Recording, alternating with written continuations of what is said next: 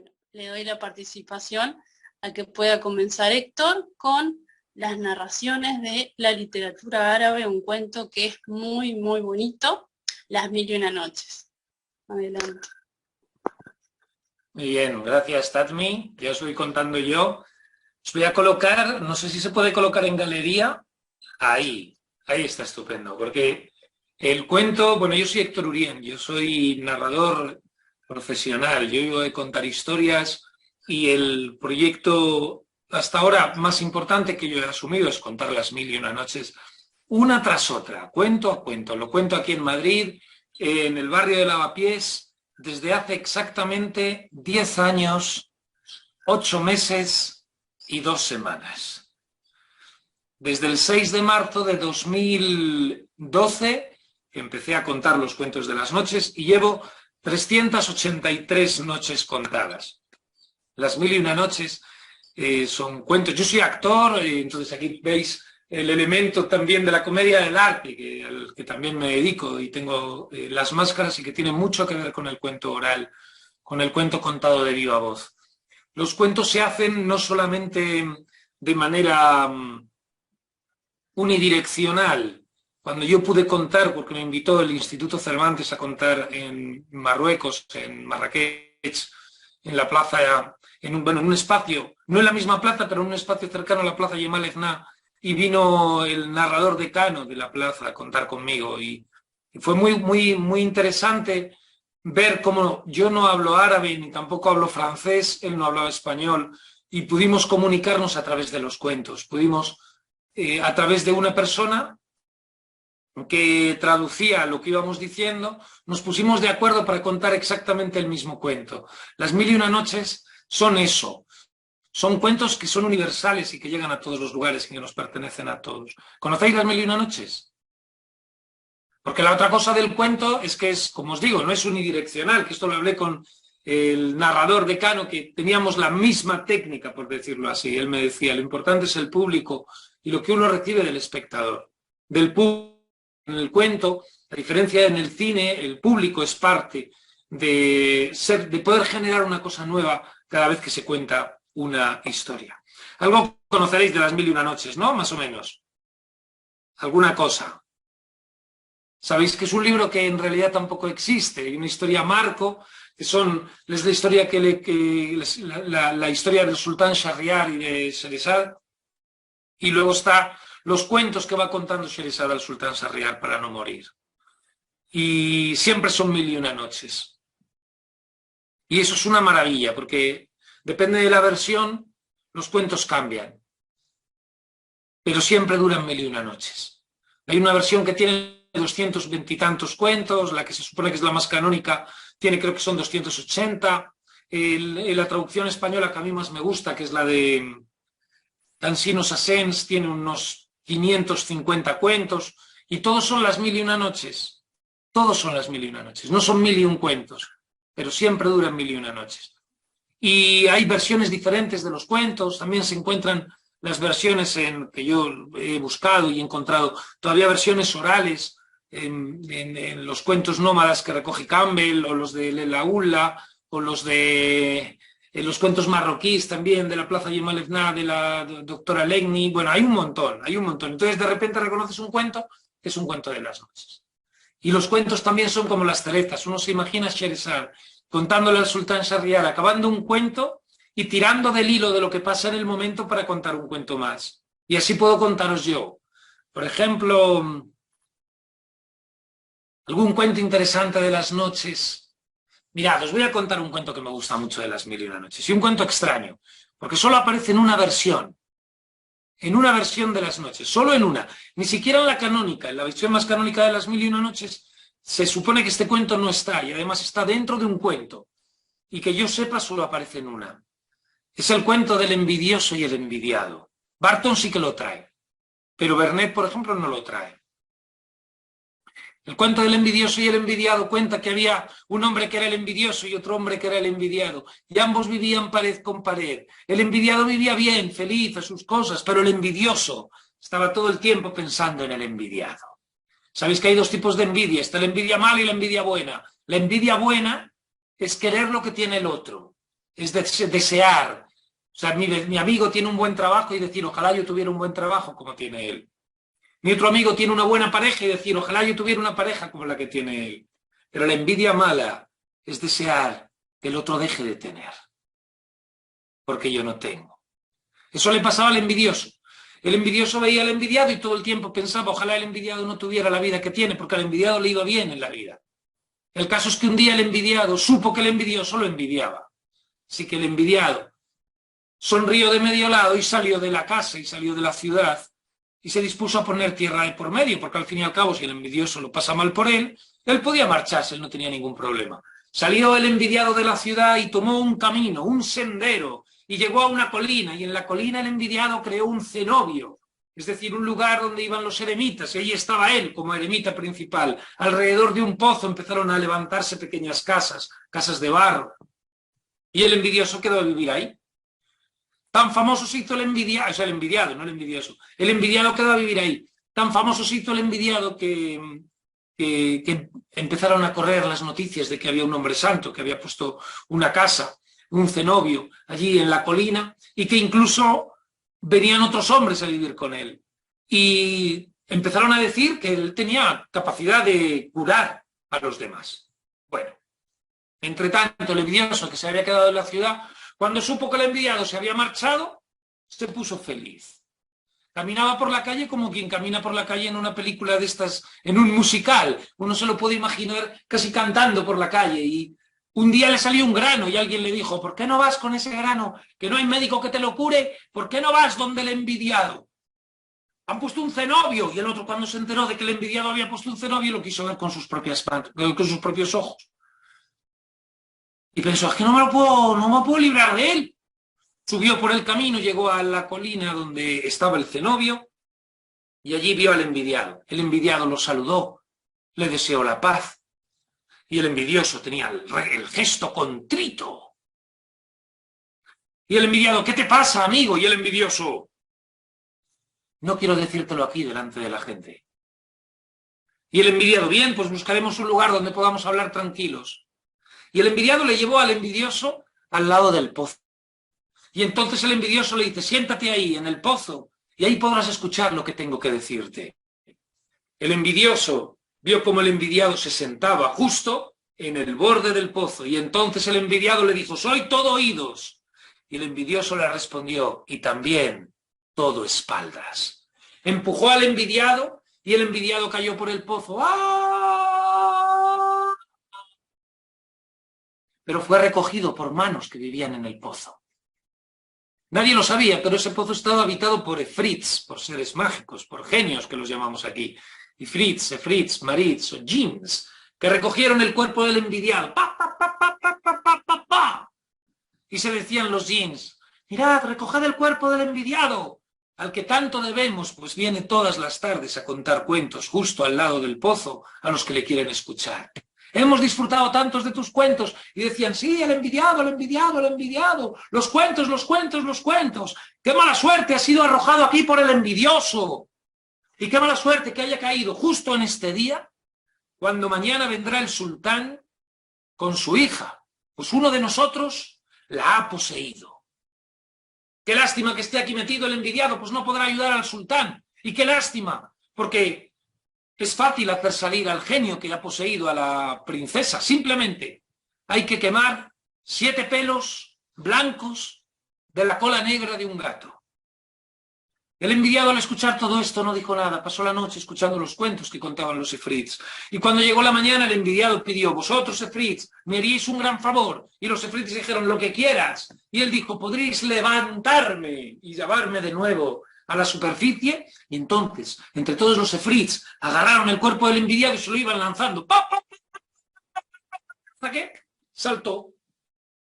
Cayó el envidiado dentro del cenobio, que bueno, esto fue visto por uno que iba a sacar agua del pozo, y cuando lo vio salir al envidiado, dijo, señor, no sabíamos dónde estabais. Ha pasado algo extraordinario. Y el envidiado dijo, no me lo digas. Ha venido el sultán. ¿Cómo lo sabéis? Y no solo sé eso. Ha venido con su hija, que está endemoniada. Llevadme donde está ella.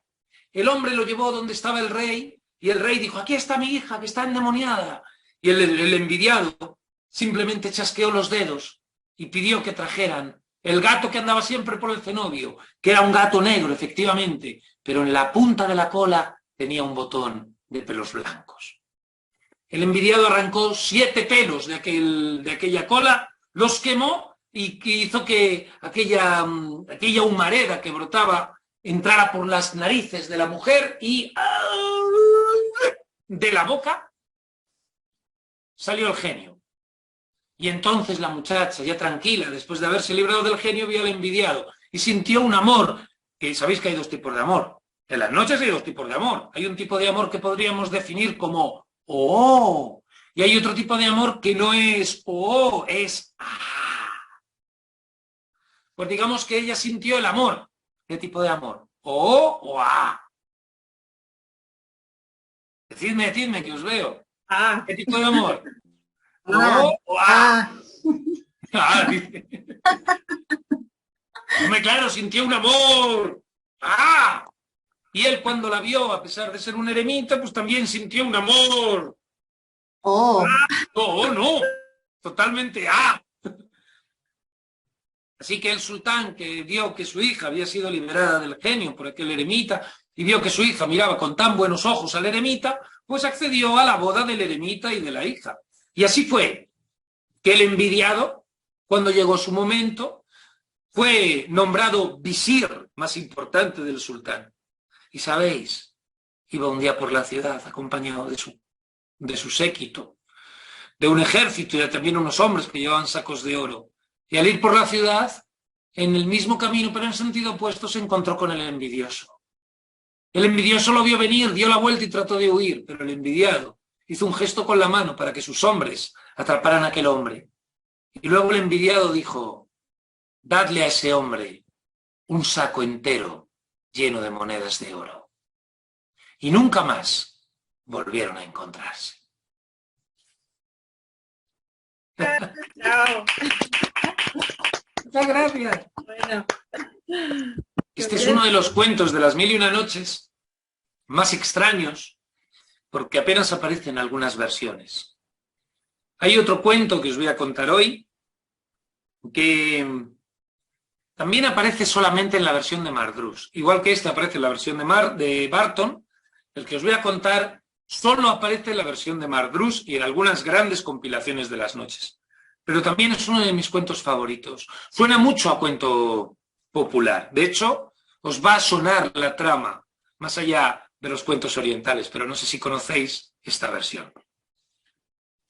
Hubo una vez un hombre y una mujer que deseaban más que nada en el mundo tener un hijo o una hija, que lo mismo les daba. Y la muchacha siempre rezaba y decía, la madre decía, la mujer, decía, ay, un hijo, una hija, que me da igual, un hijo, una hija, aunque sea tan débil que el lino pueda matarla.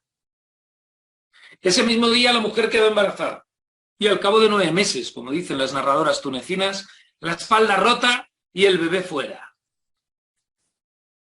El bebé fue una niña y la llamaron Situján.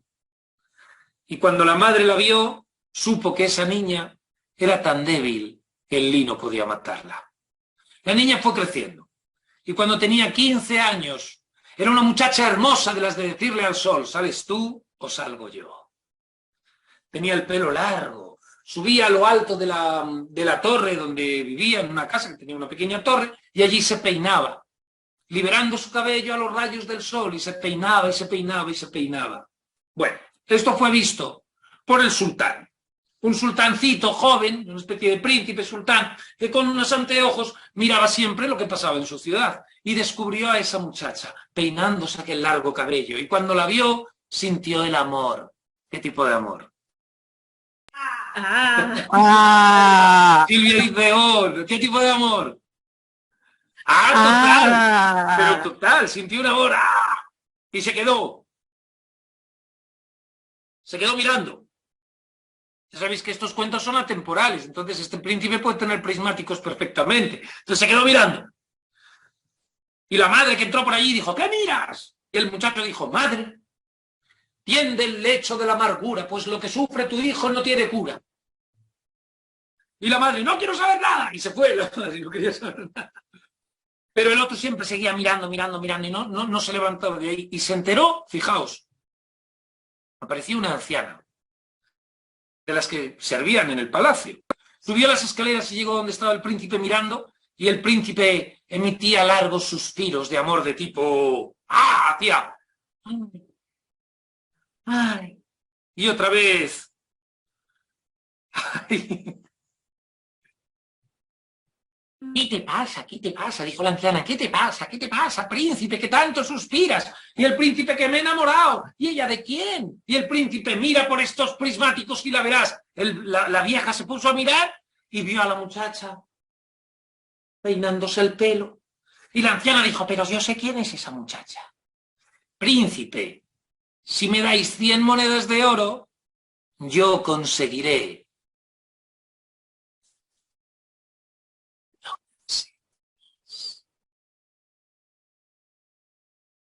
Y el príncipe pensó, ¿qué? ¿Se los doy o no se los doy?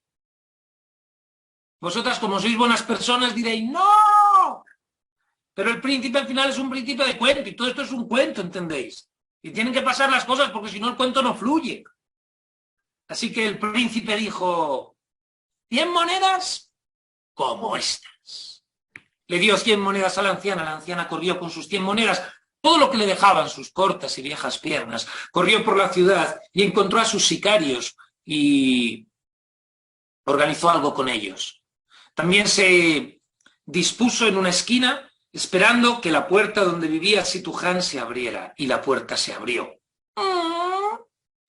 Y salió, no Situján, pues la madre no la dejaba salir, pero salió la madre. Y luego la puerta se cerró. ¡Pah! Y entonces la anciana se acercó a la puerta y llamó. Situján abrió la puerta.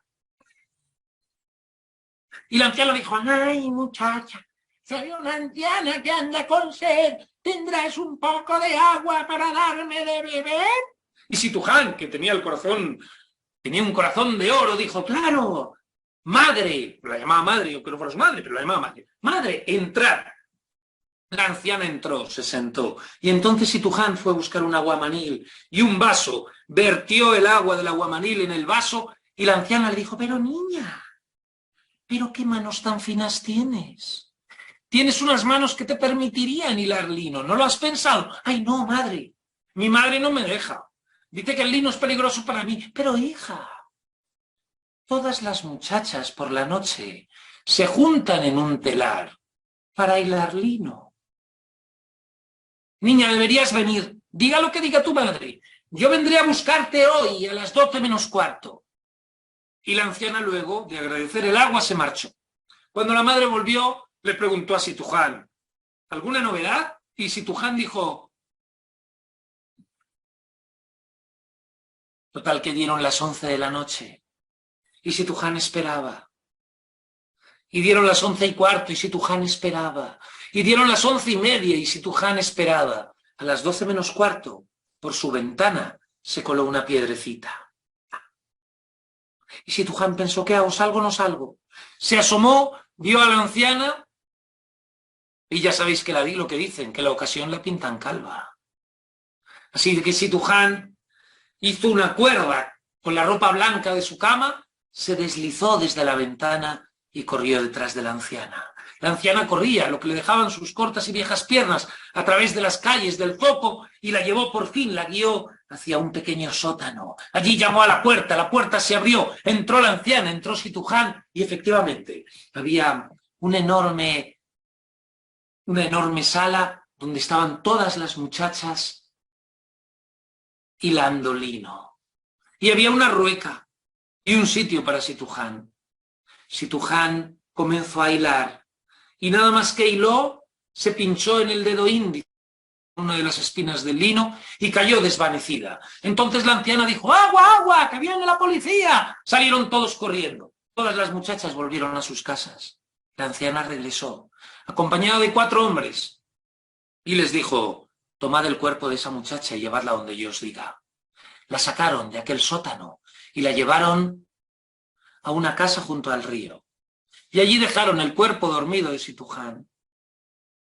Y la anciana fue a buscar al sultán y le dijo: allí te espera tu esposa, en la casa junto al río. Habéis de saber algo que todavía no os he contado. En los cuentos el lenguaje es universal. Y sabéis, bueno, ¿con qué se recuerda? O sea, yo le decía a mi sobrina, yo recuerdo a mi sobrina pequeña, cuando hablaba con ella, le decía: ¿con qué comes? Y ella tenía 2 años y me señalaba la boca. Le decía: ¿con qué hueles? Y me señalaba la nariz. ¿Con qué oís? ¿Con qué oís todos vosotros, todas vosotras? ¿Con qué oís? Con las orejas. ¿Con qué pensáis? Con la cabeza. ¿Y con qué recordáis? Con la cabeza también. Con el corazón. Lo toqué y me dio una gasita de... Recordáis con el corazón. La palabra recordar viene de recordis, de volver a pasar por el corazón, como decía, eso lo contaba Galeano además. Y es cierto que a veces en el corazón, y por eso se ama, recordar y amar es la misma cosa. Y por eso olvidar y desamar también es la misma cosa. Pero en español, fijaos que hay otra palabra que es interesante, porque la palabra recordar tiene una acepción en portugués y también en algunas tierras en España que están cerca de Portugal, que si tienes una tía que es muy mayor, y aún en la Celestina también es así, si tienes una tía que es muy mayor y la tía te dice: voy a recordarme a las 5, no quiere decir que pienses en ella a las 5, quiere decir que se va a echar una siesta y que la despiertes. O sea que recordar y despertar es la misma cosa. Si recordar y amar es la misma cosa y recordar y despertar es la misma cosa, amar y despertar también es la misma cosa. Y esto es universal en los cuentos. Así que cuando la anciana fue y le dijo al sultanito: tienes a tu esposa esperándote dormida en la casa al lado del río, el sultán fue corriendo y la encontró en la casa al lado del río. Y allí estaba ella dormida, y entonces el sultán se sentó a su lado y tomó la mano de la muchacha Situján y vio que tenía una espina de lino clavada en la mano. Entonces besó, succionó, sacó la espina y entonces la muchacha, ¿qué pasó con ella? Despertó. Se despertó. Y despertar es lo mismo que Amar. amar. Entonces cuando la muchacha despertó y vio al príncipe, sintió el amor. ¿Qué tipo de amor? Ah. Bueno, un poco... Oh, pero también bastante... O sea, que podemos definir un amor de tipo OA. Vamos, que lo agarró y él cuando la vio sintió un amor... Y estuvieron amándose y amándose y amándose un día y una noche. Y a mí me encantaría poder daros detalles de ese momento, pero es que no, ninguna versión lo especifica. Así que cada cual que haga composición de lugar en su cabeza, en su corazón y en cualquier otro lugar de su cuerpo.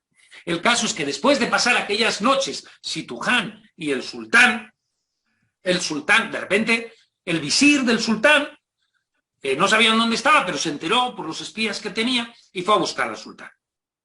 Entonces lo encontró en la casita y empezó a tirarle piedras y entonces el sultán le dijo a Situján: mi amor, tengo que irme, pues el deber me llama.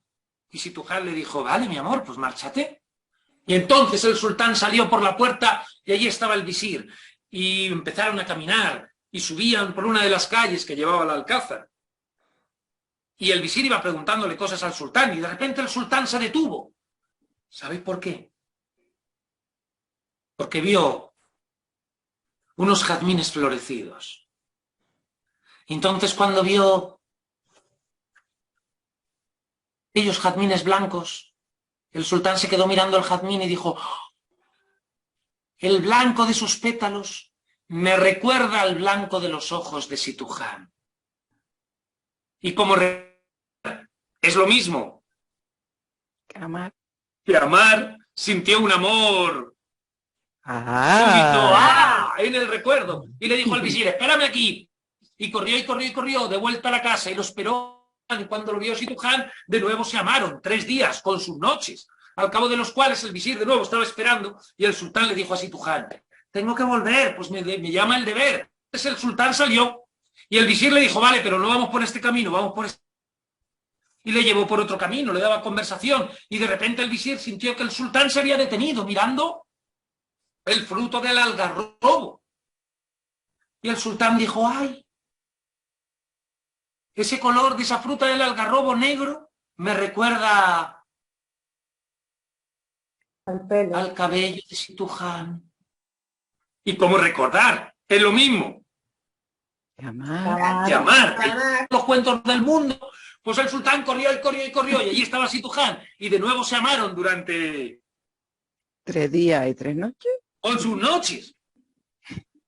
Y ya el visir estaba esperando al día siguiente, también a los 3 días estaba esperando, y él le dijo, me voy, y ella, bueno, márchate. Estoy teniendo un déjà vu. Entonces él salió, y el visir le dijo, solo caminaré contigo si te pones una venda en los ojos. Así que el visir le puso una venda en los ojos para prevenir. Y aún fueron caminando. Y mientras el visir iba hablando, de repente el sultán se detuvo. Y dijo, espera. Porque no veía, pero había una fuente que estaba manando cerca. Entonces el sultán dijo, ¡oh! El fluir de agua me recuerda a las caderas de Situján. Se arrancó la venda y echó a correr, porque recordar y amar es la misma cosa, y de nuevo se encontró con Situján. Después de 3 días, Situján vio como el sultán se levantaba, y ella le acompañó hasta la puerta.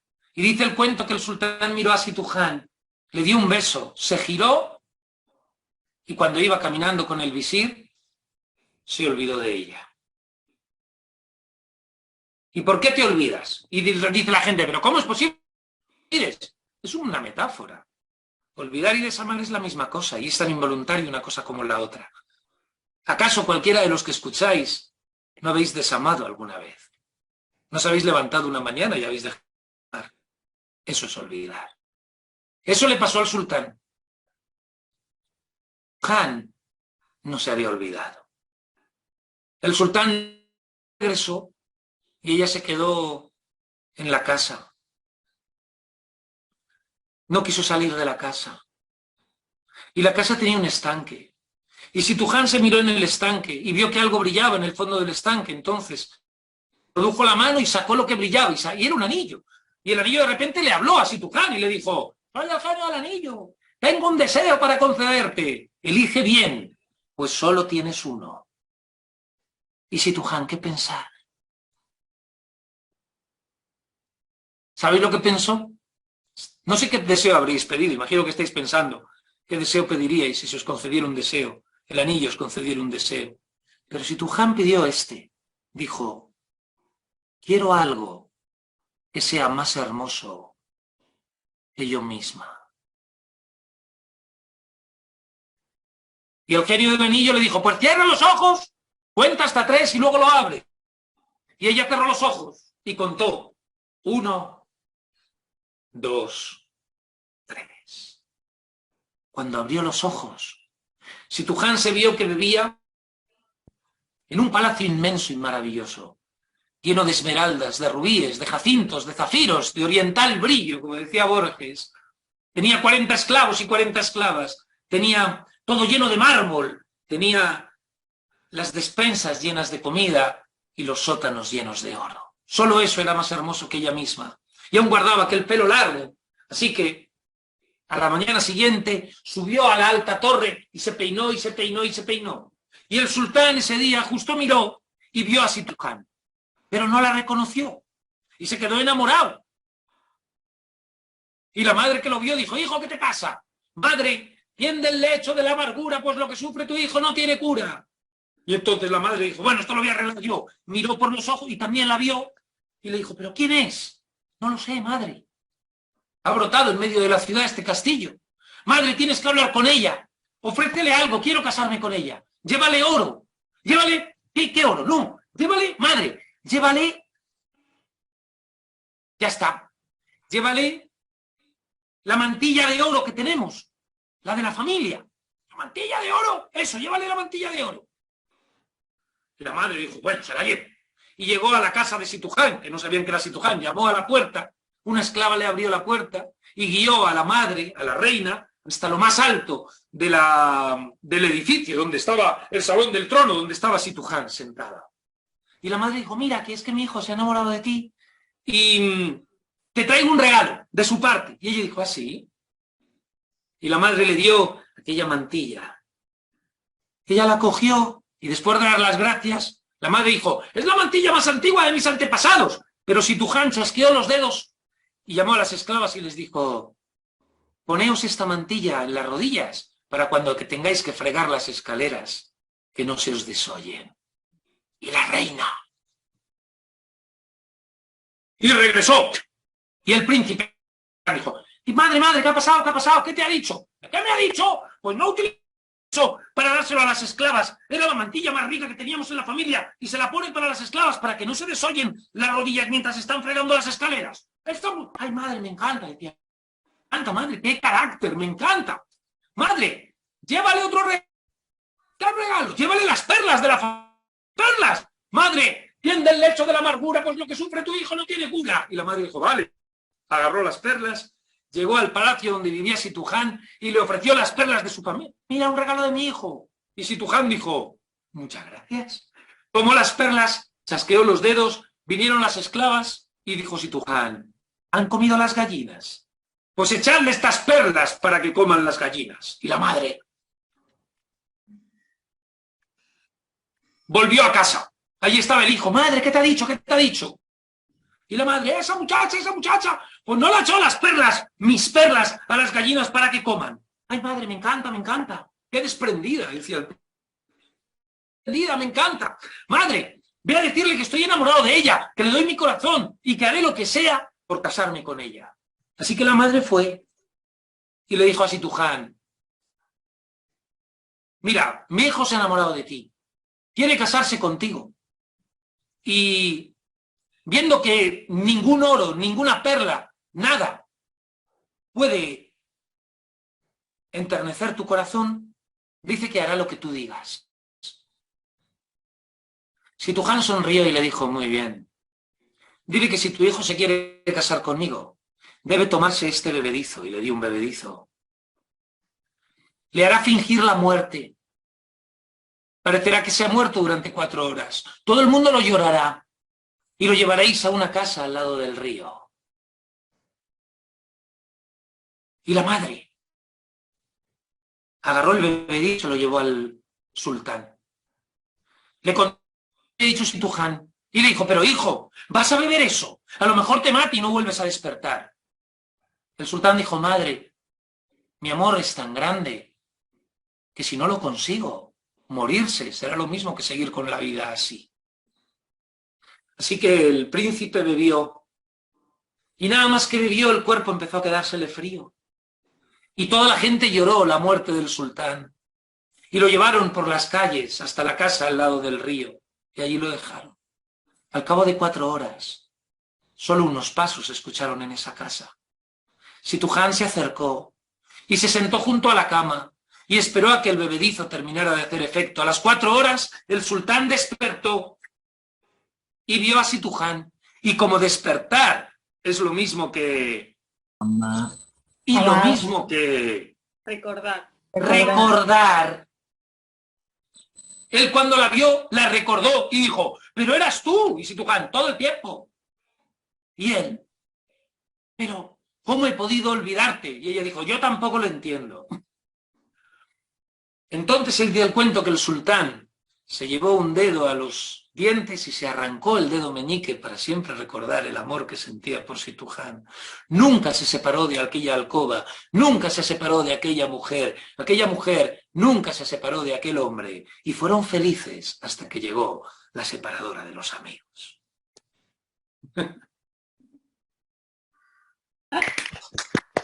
Muchas gracias. Queremos saber quién es esa, ¿no? Que la separadora. La separadora de los amigos, ¿no lo quieren saber? No. Eso es muy curioso, porque hay una forma poética en la poesía nórdica que se llaman las kenningar.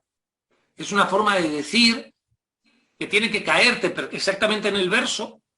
Entonces ellos, en lugar de decir el mar, por ejemplo, dicen el camino de la ballena. En lugar de decir el escudo dice la luna de los piratas. En lugar de decir el rey, dicen el señor de los anillos. En lugar de decir la guerra, dicen el juego de los tronos. Y en las 1001 noches hay también una Kenningar que sirve, que es también la misma forma, que dice la separadora de los amigos, la finalizadora de los bienes, y es una forma de llamar a la innombrable que a todos nos visitará algún día, pero no la vamos a nombrar. Para terminar os voy a contar el último cuento de las noches. Mirad, otro de mis cuentos favoritos y es un cuento breve. En las 1001 noches hay varios personajes recurrentes. Uno de ellos es el califa, Harún al-Rashid, que es un califa que existió realmente, que gobernó dentro de nuestro cómputo de años, en el año 800 más o menos de nuestra era, fue contemporáneo de Carlomagno. Dicen que se escribía con Carlomagno, desde Bagdad hasta Kisgrán. Dicen también que le mandó un elefante. Esto a Borges le gustaba mucho, la idea de que Harún al-Rashid le hubiese mandado un elefante. No, Borges dice, no sé si es posible que un elefante recorra todo ese periplo y que llegue vivo, pero es maravilloso pensar que pudo llegar y que se pudo enviar. Harún al-Rashid es el gran califa de las noches. Su esposa se llama Zubeida. Tiene el músico de cámara que se llama Isaac de Mosul. Tiene un visir que debió ser muy buena persona, que se llama Jafar el Barmequí. Tiene muy mala prensa por la película de Aladino, pero Jafar era un muy buen hombre, por lo visto. Y tiene mi personaje favorito de las 1001 noches, que es un poeta libertino y bebedor que se llama Abu Novas, que fue también amigo de Harún al-Rashid. Dice este cuento breve de las 1001 noches que Abu Novas se hizo mayor, envejeció, porque los libertinos también envejecen. Y entonces Harún al-Rashid, Abu Novas, siendo ya muy mayor, fue acompañado al médico por un sobrino que tenía, un sobrino hermoso, con una sola ceja, que dice que esto en los cuentos de las 1001 noches es un detalle de belleza absolutamente exquisito. Así se le pondera al vello, se le dice, tú el vello, el cejijunto. Así se dice. Entonces el muchacho tenía una sola, y era guapo, guapo también, tenía el pelo rizado como si fuesen escorpiones que están a punto de entrar en la batalla entre ellos, como si fueran las ondas del mar. Tenía los ojos profundos y los pelos tenía de un color negro. Era un muchacho guapo, guapo, guapo, guapo, guapo. Sobrino de Abu Novas. El sobrino le acompañó a su tío al médico. Y el médico le dijo a Abu Novas, poeta, tienes que dejar de beber, porque si no te vas a morir. Y Abu, vale, Abu, vale. Y le dijo al sobrino, cuida de que tu tío no beba. Vale, yo lo cuidaré, dijo el sobrino. Total, que salieron del médico. Y lo llevaron a casa. Y Abu Novas se sentó en el sofá o de donde fuera y le dijo al sobrino, hijo, márchate, que tendrás que hacer tus cosas. Pero y padre, y tío, y si usted sale de aquí a buscar vino, no saldré, ciérrame por fuera y verás que no salgo. Total, que el sobrino salió, cerró por fuera y se fue. ¿Qué pasó? Nada más que Abu Novas vio que su sobrino había salido por la puerta, sacó un aguamanil que tenía escondido, lleno de vino, y sacó una copa, en este caso transparente, vertió el aguamanil, o sea, el vino que había en el aguamanil, en la copa. En ese momento el sobrino, que había recordado que había olvidado algo, abrió la puerta y pilló al tío a punto de beber, y le dijo, tío, pero está usted a punto de beber. Y Abu Novas, no, tío, va a beber usted vino, no, pero ¿cómo que lo estoy viendo con mis ojos? Y Abu Novas, que no es vino. ¿Cómo que no es vino si lo veo? Y Abu Novas dijo, no es vino, es agua. ¿Pero cómo va a ser agua si veo el color del vino? Y Abu Novas dijo, sobrino, esto es agua. Lo que pasa es que al verte entrar, tan guapo, tan cejijunto y con los ojos tan profundos, este agua se ha ruborizado. Muchas gracias, ¿os ha gustado? Genial. Este es un cuento muy bonito, 1001 noches. No sé si queréis decir algo, comentar algo de las noches, si tenéis algo que decir, ¿Queréis preguntar? Héctor, quiero decir algo. Sí. Hace mucho, soy una persona mayor, y hace mucho que no soy escuchadora de cuentos. Yo leo cuentos, he leído para mis hijos, después vinieron los sobrinos y después vinieron los nietos. Así que disfruté muchísimo, con tanta ansiedad este momento, como me imagino que mis nietos disfrutan ahora los cuentos que les leo. Una bendición. Ay, Marina, muchas gracias. Pues cuéntaselos. Cuéntaselos. Os voy a dar las referencias de los 3 cuentos que os he contado. El segundo cuento, perdón, Héctor, el segundo cuento es como una versión grande, larga de La Bella Durmiente. De La Bella Durmiente, sí. Sí, ese es un cuento, que está en los... Si queréis las referencias, porque es bonito para que los contéis, sí. El primero es el cuento del envidioso y el envidiado. Está en la versión de Barton, está en inglés, pero también lo trae, creo que Cansinos también lo traía, no me acuerdo, pero la versión de Barton lo encontráis.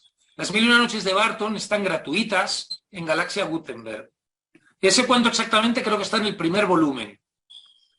¿Vale? Estoy anotando. Anotadlo si queréis, porque es bonito, porque si queréis ver la referencia y tal. Yo le meto al cuento muchas cosas actuales, porque los cuentos tienen que revivir y no solamente se quedan en el formato escrito. El cuento, cuando está vivo, pues está para la conversación con vosotros. El segundo cuento, la versión, como has dicho, de las 1000 y de La Bella Durmiente, es efectivamente una versión de La Bella Durmiente que aparece en la versión de las 1001 noches de Mardrus, que es la versión que podéis encontrar en internet con mucha facilidad, también de Blasco Ibáñez. Pone las 1001 noches, buscad, porque pone versión de Mardrus. Borges solía decir de esta versión que es la más licenciosa en todos los sentidos. Este cuento es uno de los cuentos de los capitanes de policía. No me acuerdo, son 12 en total, pero uno de ellos es este. No sé si es el sexto, no me acuerdo. Pero los 12 son unos cuentos muy interesantes. Por ejemplo, el único cuento de amor... Hay muchos cuentos de amor homosexual en las 1001 noches de chicos. Digamos de homosexualidad explícita. No por error. No porque un chico esté disfrazado de chica, sino chico y chico. Hay varios. Solo hay un cuento que yo sepa de amor explícito chica-chica. Y está entre esos cuentos de policía. ¿Vale? Que se llaman el cuento del primer capitán de policía, del segundo, del tercero, del cuarto. Muy interesante ese cuento también. Y el de Situján, es uno. Y el último cuento lo encontráis en la versión canónica, en la versión de Vernet, y es una de las anécdotas de Abu Novas. Una de las anécdotas de Abu Novas. Yo os recomiendo mucho que leáis las 1001 noches, cuentos sueltos, lo vais a pasar muy bien, que los rescatéis de la palabra escrita, que los contéis, que los contéis con vuestras palabras, que les deis la vida para que Martina o Marina te llamas, ¿no? Te lo cuentes a tus nietos. Hay muchos cuentos bonitos para contar a los nietos. Todas esas cosas. Bueno, ¿queréis decirme algo más? Preguntadme de los cuentos de las noches. ¿Cómo hacer para memorizar tantos cuentos? No los memorizo. No los memorizo. En mi cabeza están estructurados. Pero no los memorizo, los revivo. Yo sé cómo va el cuento, cómo va la historia, cuál es la estructura, pero luego va fluyendo la historia. Y a medida que lo vas contando, vas fijando cada vez más cosas. Me ha pasado muy rápido la hora. Muy, muy ¿Qué ha pasado? Bueno, no ha sido una hora, han sido como 40 minutos, porque esto en Zoom suele ser una cosa más breve, porque si no es más intenso. El tiempo se ha pasado muy rápido, muy, muy entretenido. Muchas gracias. No hay una obra, ¿verdad? Una consulta. No hay una obra, ¿verdad? Con todos, que haya compilado, haya logrado compilar todos los cuentos. Ya te digo, yo creo que no. Yo estoy trabajando en eso, de hecho, y todas las versiones tienen algún cuento que no tienen las demás. Pero si quieres la más extensa, mira, Barton, por ejemplo, tiene las 1001 noches y aún tuvo que escribir las 1001 noches suplementarias, incluyendo cuentos que no estaban en su versión. Por ejemplo, el cuento de Aladino. Por ejemplo, el cuento de Ali Baba. Pero en español hay una bastante completa que es la de Cansinos, que tiene 500 y pico cuentos. Yo particularmente quiero darte las gracias porque más allá de que sea tu trabajo, creo que hablas desde el corazón, porque transmites desde el corazón y a mí nadie me contaba un cuento desde que yo era chiquitita y me has emocionado. Gracias. Ay, gracias. Eso pasa mucho también, ¿veis? Esto es muy bonito porque es muy de la cultura árabe también, es una cultura muy oral y es muy bonito contarle un cuento a un adulto. Por lo que tú has dicho, Cristina. Yo tengo un amigo argentino aquí en Madrid que también me dijo, jo, ¿cuánto tiempo? Él tiene niños y él le contaba a sus niños, pero ¿cuánto tiempo sin que te cuenten a ti? Mucho, demasiado. Muy hermoso contar. Y os aconsejo también, os recomiendo que busquéis los cuentos en las versiones populares. Hay cuentos muy bonitos en las versiones populares. Que están algunos en las noches y otros no. Es una buena manera de revivir un poco culturalmente, por lo menos acá hace mucho que no se, o es algo que se perdió el hecho de contar cuentos a los niños, el hecho de contar historias, y es una buena manera de seguir manteniendo eso. Sí, pero no a los niños. No se pierda. Sí, no a los en niños, general. contarle a los adultos. Es muy, muy bonito sentarte con alguien y decirle, te voy a contar un cuento. Pero un cuento con su magia, con sus cosas también. O sea, cuento. Entonces ves como la persona... Muy bonito, muy bonito. Héctor, nosotros teníamos desde el 2018 hacíamos una actividad que era justamente club literario. Hablábamos de algunos autores egipcios, libaneses, también del tema de lo que es la literatura clásica. Y bueno, ahí hacíamos bastantes intervenciones, porque la literatura árabe no es algo que sea demasiado conocido, sino lo que conocemos son los cuentos, por el cine, claro, por dibujos animados, pero en realidad falta como, no sé si mucha difusión, por lo menos para este lado de acá de Latinoamérica, como que se ve algo que lo piensan a primera vista que está en árabe, no, está al alcance de todo el mundo, bien como dijiste, en internet. Entonces, bueno, eso fue algo que pudimos hacer un poco con la difusión de lo que es la literatura árabe clásica y contemporánea también, pero bueno, ya están todos invitados a que ahora sí, a contar cuentos a la familia, a los amigos, porque es una buena excusa, y agradecerte mucho esta actividad que hemos creado, bueno, en conjunto, porque esta era la meta también de revivir, pero esta, como dijiste, de contar cuentos para los grandes, porque también todos tenemos un niño adentro, y bueno, nos hace florecer muchas cosas también desde la niñez. Toca el corazón, como es tu trabajo. Muy bien. Jo, muchas gracias, Tadmi. Gracias a todos, todas, por haber estado, por prestarme vuestras orejas y vuestro ratito. Yo estoy actuando en Madrid siempre, si venís por Madrid es muy fácil que podáis verme. Los próximos 20 años estaré contando todavía las 1001 noches, así que si venís por aquí. Y a Canarias también voy con bastante asiduidad, y a Uruguay espero ir en algún momento, así que ya estaremos en contacto. Muchas gracias. Muchas gracias. No, gracias. Muchas gracias. Hermoso. Hasta la próxima. Gracias. Gracias. Gracias. Chao, aquí os dejo. Chao. Chao.